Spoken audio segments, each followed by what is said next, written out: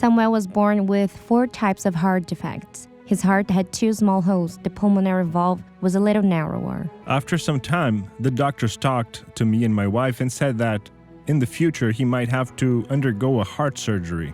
But Samuel led a normal life until he was 2. He had a normal life, but on July 17th of 2019, he underwent a follow-up procedure. When he was there, the doctor saw that Samuel's pulmonary valve was getting worse. Then the doctor told us Samuel will have to be operated on. I reassured my wife and said, Katja, leave it to the Lord. He will do the work. The surgery itself was successful, thank the Lord. So we went back home, but on the following day when I returned to the hospital, I didn't recognize my son. I was startled and asked the doctor what had happened to Samuel. He was completely swollen. She said, Ma'am, unfortunately, I don't have good news for you. Samuel's lungs are filled with fluid. After the fluids from his lungs were drained, the swelling was reduced. He had been at the ICU for 15 days. But the problem was that Samuel didn't wake up. He didn't wake up after the procedure and remained that way for 20 days. The doctors were at a loss. Without sedation, he would convulse, then they sedated him again. They took Samuel to have a brain MRI, and an ischemic stroke was detected on the left side of his brain. These ischemic strokes cause lack of cerebral blood flow. A part of the brain drains because it didn't receive oxygen, and we refer to it as a scar. So what are the symptoms? Uneven mouth, a side of the body's paralyzed, speech gets slurred, or a difficulty of speaking or understanding. Then the doctor told me that probably he would have after effects on the left side of his body. He probably wouldn't be able to walk.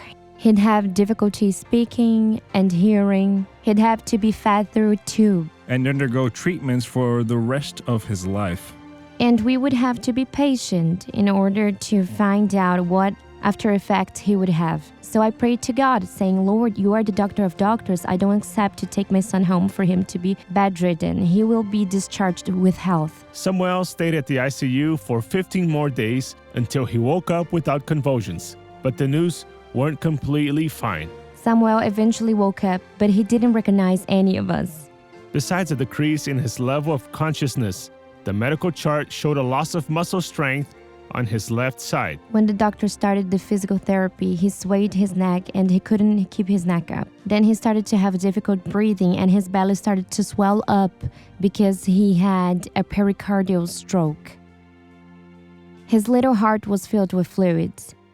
She didn't know how his heart was beating because it was floating in the water. The day after that exam, Samuel went to the operation room once again. They inserted a drainage, but they couldn't drain the fluid. The doctor had talked to me and to my husband and said he couldn't do anything. So I felt it in my heart to sponsor on Samuel's behalf. Then I called my mother.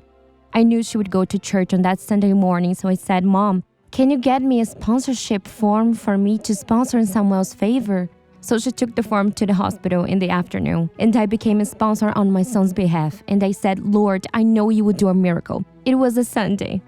On Monday, he started to get better. He started to recognize us. He would say daddy and mummy. They examined him again to check the pericardial stroke. He didn't have it anymore. He was getting better each day, and the doctors were very surprised, actually.